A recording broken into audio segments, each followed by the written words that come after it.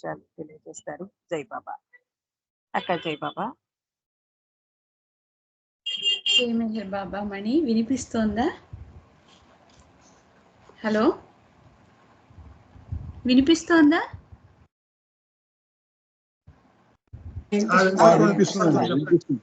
వినిపిస్తుంది. జై మెహర్ బాబా వినిపిస్తుంది.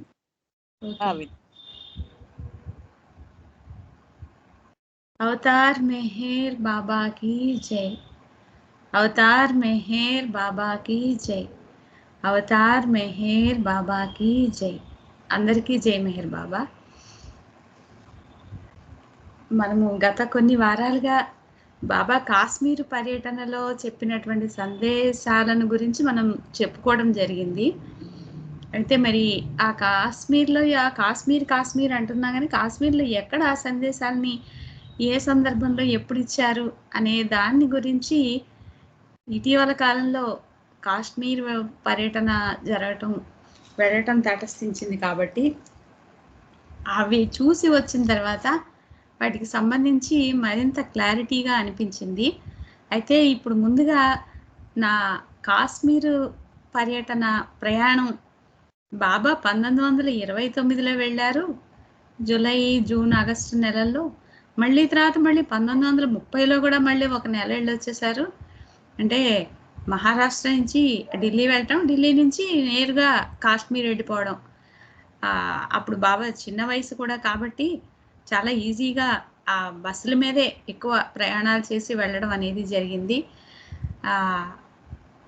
వాటికి సంబంధించి చూసినట్లయితే మనము మరి ఎన్నోసార్లు కాశ్మీరు ఎండ్లెస్ జర్నీ నరేంద్ర ప్రసాద్ గారి ద్వారా ఎన్నోసార్లు కాశ్మీరు ప్రయాణం చాలామంది చేసి ఉన్నవాడు ఉన్నారు. కానీ నాకు నరేంద్ర ప్రసాద్ గారితో ఫస్ట్ అండ్ లాస్ట్ అయ్యింది ఇది. అది మరి మాతో పాటు ఉంటూ మా మధ్య ఉంటూ వారం రోజుల పాటు, అంతేకాకుండా ఇంకా విచిత్రమైన విషయం ఏంటంటే హైదరాబాద్ నుంచి వస్తున్న ఆయనకి వేరే ట్రైన్ ఎక్కి ఢిల్లీ వెళ్లకుండా మేము ఇక్కడ నుండి విజయవాడలో ఎక్కిన ట్రైన్ ఆయన హైదరాబాద్ నుండి కాజీపేట వచ్చి ఎక్కారు. ఆ విషయం మేము నాగపూర్ వెళ్ళేంత వరకు, నాగపూర్లో బాబా ప్రేమికులు ఎక్కి జై బాబా చెప్తుండేంత వరకు మా పక్కనే ఉన్నటువంటి మా బోగిలోనే మా పక్కన కంపార్ట్మెంట్లోనే ఉన్నటువంటి ఆయన్ని మేము గమనించలేకపోయాం. ఆయన పాటన ఆయన వచ్చారు, కాజీపేటలో ఎప్పుడు ఎక్కారో ఏమిటో తెలియదు. ఆయన అలా పడుకొని ఉన్నారు. మరుసటి రోజు నాగపూర్ వచ్చినప్పుడు నాగపూర్ ప్రేమికులు ఎక్కినప్పుడు వాళ్ళు వచ్చి జై బాబా చెప్తుంటే అప్పుడు గమనించి జై బాబా అండి అని మీరు అంటే అప్పుడు రామాయంపేట సహవాస్లో జస్ట్ ఒక్క నిమిషం నేను ఆయన్ని చూడటం జరిగింది. అదే ఫస్ట్ నేను ఆయన్ని చూడటం. అప్పటి వరకు నేను నరేంద్ర ప్రసాద్ గారి పేరు వినడమే కానీ, ఎందుకంటే ఎండ్లెస్ జర్నీకి ఆద్యులు ఆయన. మరి ఎన్నో బాబాకి సంబంధించిన ఎన్నో ప్రదేశాలని వెతికి కనుగొని వాటన్నిటినీ కూడా బాబా ప్రేమికులందరికీ చూపించడం ద్వారా మనము బాబా అక్కడికి వెళ్ళారు, ఇక్కడికి వెళ్ళారని చెప్పుకుంటాము, అక్కడ బాబా పలానా సందేశం చెప్పారని చెప్పుకుంటాం. కానీ ఆ ప్రదేశానికి వెళ్ళి అక్కడ చూసి అనుభూతి పొందినటువంటి ఆ స్థితి ఇది వేరుగా ఉంటుంది. ఏదైనా దృశ్యం అంటారు కదా, దృశ్యం మనల్ని మన మనసుకి ఆకట్టుకుంటుంది, ఆవిష్కరింపజేస్తుంది విషయాన్ని. మరి అలా అన్ని ప్రదేశాలని ఆయన చూపించారు. మరి చివరి పర్యటన అయింది ఆయనకి ఇది. మరి ఆయనతో పాటు చివరిసారిగా అండ్ మొట్టమొదటిసారిగా నాతో ఆయన ప్రయాణం, చివరిసారిగా ఆయనతో నా ప్రయాణం మొదలైంది. మరి ఈరోజు ఆ విషయాలు ముచ్చటించుకుందాము, తర్వాత బాబా సందేశం చెప్పుకుందాం. ఓకేనా మణి? జై బాబా. ఓకే, జై బాబా. అలా అయితే మరి మేము 18వ తారీఖు మధ్యాహ్నం అండమాన్ ఎక్స్ప్రెస్లో బయలుదేరాము. ఆ తర్వాత నాగపూర్లో నరేంద్ర ప్రసాద్ గారిని కలవటం జరిగింది. అప్పుడు పరిచయం చేసుకున్న తర్వాత ఆయన ఎంత చిరునవ్వుతో ఆయన ముఖారవిందం ఉందో చెప్పలేం. చాలా విషయాలు మాట్లాడారు, బాబాకి సంబంధించిన విషయాలే చాలా విషయాలు మాట్లాడుతూ ఉన్నారు. మాతో పాటు ఆయన కూడా బ్రేక్ఫాస్ట్ అది చేశారు. మేము తీసుకెళ్ళిన లంచ్ లాంటిదే ఏదో చేశారు. ఆ తర్వాత ప్రత్యేకంగా ట్రైన్ ఆగినప్పుడు అక్కడెక్కడికో వెళ్ళి అరటిపళ్ళు, ఒక 6 డజన్ అరటిపళ్ళు తీసుకొచ్చి మా చేతిలో పెట్టారు. మా అందరికీ, మా ప్రజ్ఞాన్ని కూడా ఎంతో బాగా పలకరించారు. అయితే ఆయన ఇట్లా నేను పలానా చల్లపల్లి సులోచన గారి అమ్మాయిని అని చెప్పంగానే, అవునా నేను చల్లపల్లి వెళ్ళాను అన్నారు. దుర్గా ప్రసాద్ అని ఉండాలి అక్కడ అన్నారు. అవునండి, దుర్గా ప్రసాద్ మా బ్రదరే అవుతారండి అంటే, మేము 98 నుండి, సంవత్సరంతో సహా చెప్పారు ఆయన, 98 నుండి దుర్గా ప్రసాద్ నేను ఫ్రెండ్స్ అన్నారు. ఎందుకంటే అక్కడ ఒక ఆధ్యాత్మికంగా బాబా విషయాల్ని ఎంతో కూలంకషంగా తెలుసుకొని అందరికీ తెలియజేసే ఒక వ్యక్తి ఉన్నారు పాగోల్లో, నరసింహారావు గారని. ఆ నరసింహారావు గారితో కాంటాక్ట్ కోసం నరేంద్ర ప్రసాద్ గారు అన్నయ్యని కాంటాక్ట్ చేయటం అనేది జరిగిందట. ఆయన్ని కలుద్దామని అనుకున్నారు కానీ కలవకుండానే ఆ నరసింహారావు గారితో ఉత్తర ప్రత్యుత్తరాలు జరిపారు. అంటే బాబాకి సంబంధించిన ఈ ప్రదేశాలు వీటి గురించి కాదు, ఎక్కువ నరసింహారావు గారితో తెలుసుకునేటువంటి విషయాలు, బాబా డిస్కోర్సెస్ ఏంటి, సందేశాలు ఏంటి, బాబా చెప్పినటువంటి ఆచరణాత్మక జీవితం ఏ విధంగా జీవించాలి అనే విషయాల్ని చెప్తారు ఆ చల్లపల్లిలో ఉన్నటువంటి పాగోలు నరసింహారావు గారు. మరి వాళ్ళిద్దరి మధ్య ఉత్తర ప్రత్యుత్తరాలు జరిగాయంటే మరి ఎన్ని విషయాలు వాళ్ళిద్దరూ షేర్ చేసుకున్నారు. ఇప్పుడు ఆ పాగోలు నరసింహారావు గారు కూడా లేరు. ఎంతో ఆధ్యాత్మిక విషయాలను అందరికీ తెలియజేసినందుకు గాను అక్కడ వాళ్ళంతా కూడా కలిసి ఆయనకి ఒక పెద్ద సమాధి కట్టడమే కాకుండా ఆయన విగ్రహాన్ని పెట్టడం అవన్నీ కూడా జరిగాయి ఆ చల్లపల్లి దగ్గర పాగోల్లో. అది ఆ విషయం పక్కన పెడితే, మన నరేంద్ర ప్రసాద్ గారు అంత గొప్ప వ్యక్తితో కాంటాక్ట్లో ఉన్నారు అనే విషయం నన్ను చాలా ఆశ్చర్యపరిచింది అనమాట. సరే, ఆ తర్వాత ఆయనతో పాటే జమ్మూ కాశ్మీర్లో దిగంగానే ఎందుకో ఒక్క ఫోటో తీయాలని అనిపించింది. ఆ ఫోటోలో ఆయన నిలబడిన తీరు చూస్తే స్పిరిచువల్ సోల్జర్ లాగా అనిపించారు నాకు.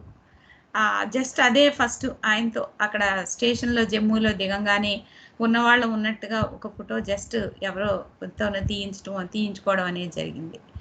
సరే, అక్కడి నుంచి మాకు జమ్మూ కాశ్మీర్లో నైట్ నుంచే వాళ్ళ యొక్క ప్యాకేజీ అనమాట. అందుకను అక్కడ ఉన్న ఒక డార్మిటరీని చూపించి వచ్చిన వాళ్ళందరూ తలా ఒక డార్మిటరీకి 150 పే చేసుకొని ఈ డార్మిటరీలో ఉండండి, ఇక్కడ కలవండి, రాత్రికి మనం పెహల్గాం వెళ్ళాలి అన్నారు.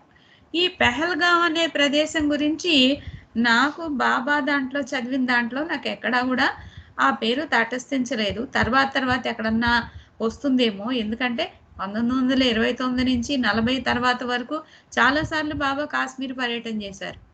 ఈ 29-30 వరకే నేను చూశాను కాబట్టి ఈ సంవత్సరాలు నాకు పెహల్గాం ఎక్కడా తగలలేదు. కానీ పెహల్గాం తీసుకెళ్లారు ఫస్ట్ జమ్మూ నుంచి. అయితే జమ్మూ నుంచి పెహల్గాం ఆ రోజు రాత్రే అన్న వాళ్ళు, ఆ రోజు రాత్రి ప్రయాణం కష్టం, ఆ బస్ రూట్ చాలా కష్టంగా ఉంటుంది అని ఏం చేశారంటే మరుసటి రోజు ఎర్లీ మార్నింగ్ తీసుకెళ్తాము అన్నారు.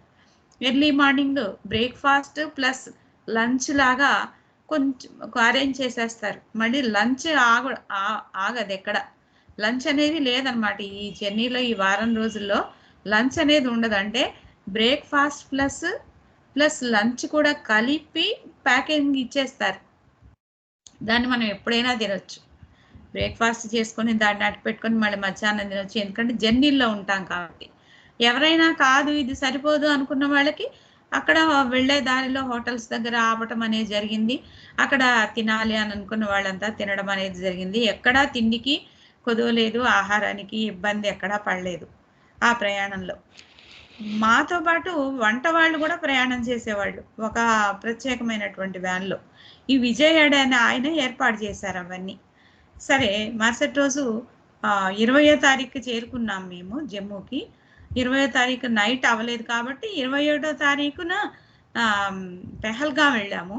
పెహల్గాం నుంచి ఈ బస్సులు వెళ్ళవు కాబట్టి అక్కడ వెహికల్స్ కొన్ని వచ్చాయి, ప్రైవేటు క్యాబ్స్ వచ్చాయి. ఆ ప్రైవేట్ క్యాబ్లో ఒక్కొక్కళ్ళు మినిమం ఛార్జ్ చెల్లించి వెళ్ళొచ్చు. ఎక్కడికి అంటే అక్కడి నుంచి మన చార్ధామ్ కాకుండా ఇంకొకటి ఉంది అమర్నాథ్. అమర్నాథ్ యాత్ర బయలుదేరే ప్రదేశానికి ఆ మంచు కొండల దగ్గరికి తీసుకెళ్లారనమాట, టూరిజం ప్లేస్.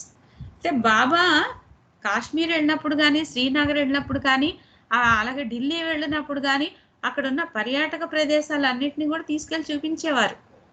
అవన్నీ కూడా మనకి హిస్టారికల్గా పలానా చోట వెళ్ళారు, ఇక్కడ ఈ ఫోటో, ఇక్కడ ఈ ఫోటో అనేవి మనకి ఫొటోస్లో దొరకలేదు. కానీ ఎందుకంటే ఫోటోలు తీయటం, అందులో రీలు లోడ్ అవ్వకపోవడం, అది ఫోటోలు రాకపోవటం, ఇలాంటివి చాలా జరిగాయి సంఘటనలు బాబా పర్యటనల్లో. అలా మనకి ఆ పిక్స్ లభ్యం కాకపోవచ్చు, కానీ ఆ పర్యాటక ప్రదేశాలకు కూడా వెళ్ళడం అనేది జరుగుతుంది బాబా వెళ్ళిన ప్రతి చోట. ఢిల్లీ దగ్గర నుంచి కూడా నేను ఢిల్లీ వెళ్ళినప్పుడు ఈ పర్యాటక ప్రదేశాలని చూడాలనుకున్నా, కానీ బాబా ఢిల్లీలో కూడా అనేక పర్యాటక ప్రదేశాలను చూశారు. కాశ్మీర్ వెళ్తున్న సందర్భంలో ఢిల్లీలో ఆగి ఢిల్లీలో పర్యాటక ప్రదేశాలను చూశారు. మరొక విశేషం ఏంటంటే ఈ ప్రేమాశ్రమం బాలుల్లో కొంతమందిని తనతో వెంట పెట్టుకుని కూడా బాబా తీసుకెళ్ళడం అనేది జరిగింది. అయితే ఈ మేము మళ్ళీ మా మా పర్యటన దగ్గరకు వస్తే పెహల్గాంలో అమర్నాథ్ యాత్ర ప్రారంభమయ్యే చోట మంచు కొండల మీదకి వెళ్ళటం జరిగింది. అక్కడ మంచు కొండల మీదకి మనము అక్కడ ఒక స్టిక్ లాంటిది ఇస్తారు, వాళ్ళు సహాయం చేస్తారు. అక్కడ బూట్స్ అవి ఉంటాయి, ప్రత్యేకమైన బూట్స్, అవి వేసుకొని చాలా పైకి వెళ్ళొచ్చు. కానీ మేము వెళ్ళిన మా బస్సులో వాళ్ళు తొందరగా వెళ్ళిపోవాలి అని తొందర చేయడంతో మేము బాగా పైకి ఎక్కడం అనేది జరగలేదు. కొంతమంది చాలాసేపు పైకి ఎక్కారు. ఈ ధర్మవరం సుజాత గారు వాళ్ళంతా కూడా వాళ్ళతో వచ్చారు కాబట్టి చాలా పైకి ఎక్కడం అనేది జరిగింది. మేము కొంతవరకు, నేను ప్రజ్ఞ, మేమిద్దరం కొంతవరకు కొంచెం పైకి ఎక్కేమో అక్కడ ఆ ప్రాంతంలో ఫోటోలు తీసుకున్నాము. అక్కడ యాపిల్ జ్యూస్ చాలా ఫ్రెష్గా తీసి ఇవ్వడం జరిగింది.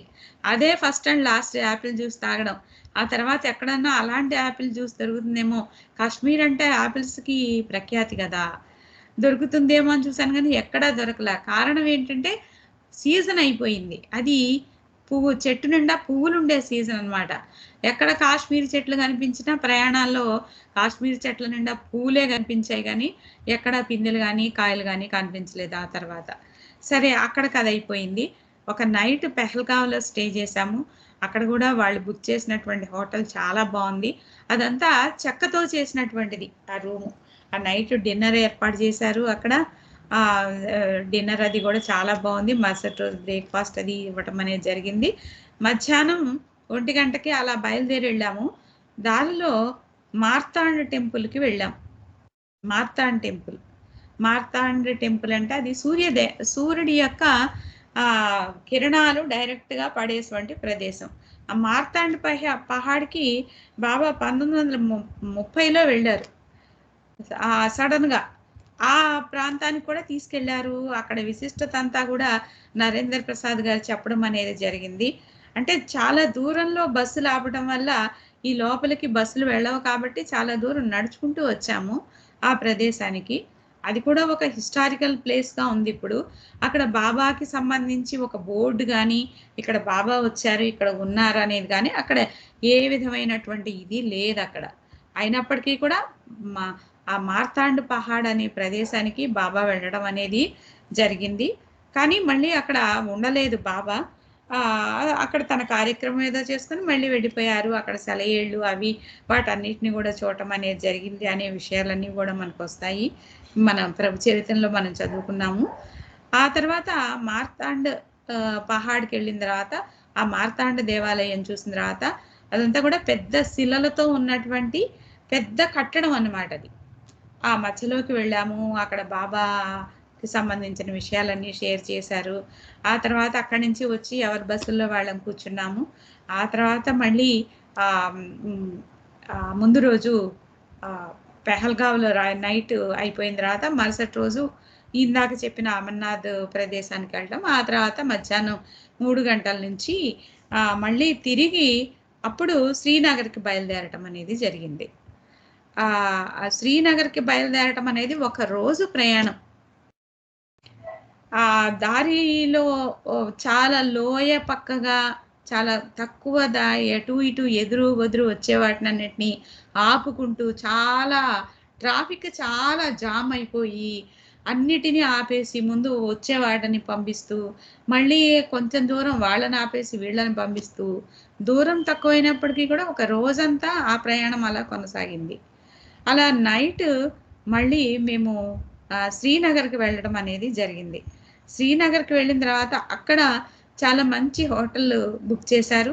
హోటల్కి ముగ్గురిని చొప్పున ఉంచారు, అంటే రూమ్ని బట్టి. పెద్ద రూమ్ అయితే 6 అలా ఉంచారు. అది కూడా చాలా బాగుంది. హోటల్లో ఫెసిలిటీస్, హాట్ వాటర్ అవన్నీ కూడా బాగున్నాయి. అక్కడి నుంచి కూడా బయటకు వచ్చి చూస్తే పెహల్గాంలో ఏ రకంగా బయటకు వచ్చి చూస్తే చుట్టూతా ఆ హిమాలయాలు మంచు కొండలు దూరంగా కనబడుతూ ఉంటాయో అలాగే ఇక్కడ కూడా శ్రీనగర్లో కూడా హోటల్ రూమ్లో నుండి కిటికీలో నుండి చూసినా బయటకు వచ్చి చూసినా ఆ హిమాలయాలు మంచు కొండల దూరం నుంచి అలా కనిపిస్తూ ఉంటాయి. ఆ తర్వాత 24వ తారీఖున చాలా మంది ఈ గండోలా రైడ్ కోసం బుక్ చేసుకున్న వాళ్ళు ఉన్నారు. ఆ గండోలా రైడ్ కోసం చాలా మంది వెళ్ళారు. అదేంటంటే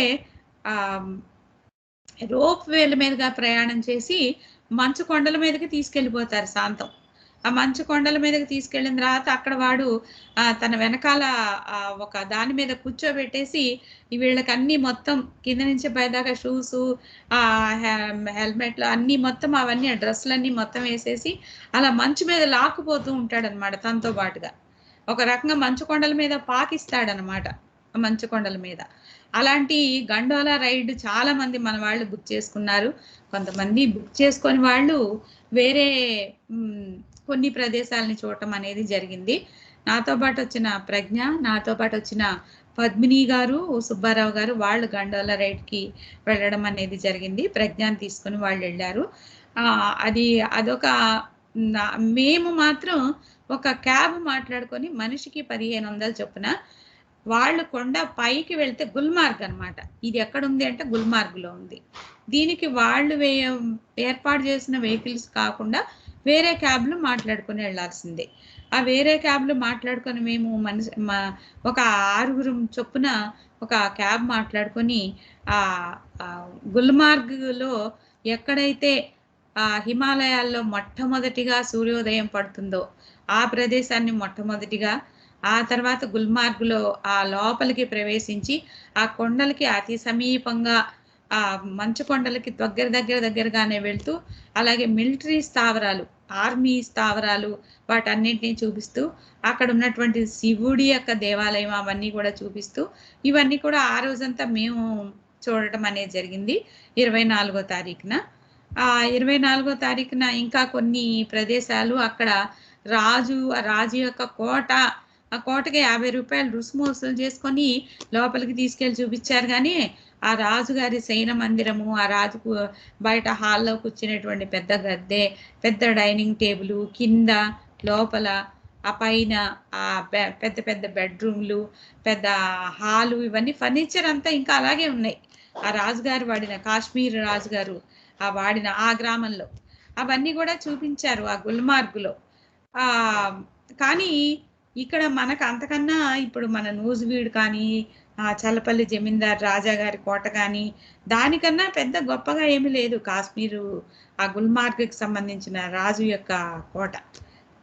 దానికి వాళ్ళు పర్యాటక కేంద్రంగా చేసుకొని దానికి 50 రూపాయలు రుసుము వసూలు చేసుకొని ఆ లోపలికి తీసుకెళ్ళి అలా చూపించడం అనేది జరిగింది. అది అయిపోయిన తర్వాత మేము ఆ రోజు నైట్కి అందరం తిరిగి వచ్చాము.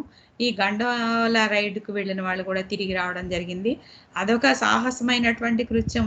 ఆ కొండల మీదకి, మంచు కొండల మీదకి వెళ్ళడం, అక్కడ రైడ్ చేయటం అనేది, ఆ రోప్ వేల మీద వెళ్ళడం అనేది. మేము కొండల చుట్టూ కింద తిరిగా, వాళ్ళు కొండ మీదకి రోప్ మీద పైకి వెళ్ళారు అంతే. మా అనుభవం మాదే. మేము ఇంకా ఎక్కువ ప్రదేశాలని చూసామని అనిపించింది. ఆ క్యాబ్ డ్రైవర్ అయితే అంటాడు, అక్కడ చూసేది చేసేది అంతా 1 గంట మాత్రమే, పొద్దు నుంచి రాత్రి వరకు పడిగాపులు పడి వెయిటింగ్ చేసి అబ్బో చాలా వెయిటింగ్ అనమాట. క్యూలో వెయిట్ చేసి వెళ్తారు. వాళ్ళు ఎంజాయ్ చేసేది 1 గంట మాత్రమే. కానీ మీరే ఈ కొండల పక్క నుంచే వెళ్తున్నారు, ఇవన్నీ చూస్తున్నారు, అనేక ప్రదేశాలు చూస్తున్నారు, దానికన్నా ఇదే బెటర్ అని చెప్పాడు. ఆ తర్వాత అతను ఏవో కొన్ని అక్కడ మామూలుగా డ్రై ఫ్రూట్స్ అవి ఎక్కువ ఉంటాయి కాబట్టి వాటికి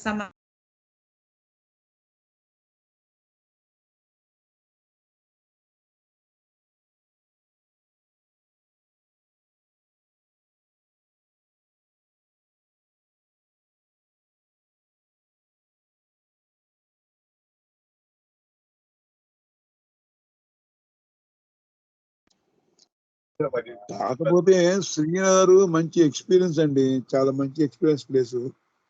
మన నరేంద్ర ప్రసాద్ గారు చాలా ఓపిక్గా ఇవన్నీ తీసుకెళ్లి మా టైంలో కూడా బాగా చూపెట్టారు, మీ టైంలో బాగా చూపెట్టారు. మీ టైంలోనే ఆయన లాస్ట్ ప్రయాణం ఎండ్లెస్ జర్నీలో లాస్ట్ జర్నీ ఆయన బాబాతో జరిగిపోయింది కార్యక్రమం. నరేంద్ర ప్రసాద్ గారు జై బాబా అక్క. జై బాబా. జై బాబా.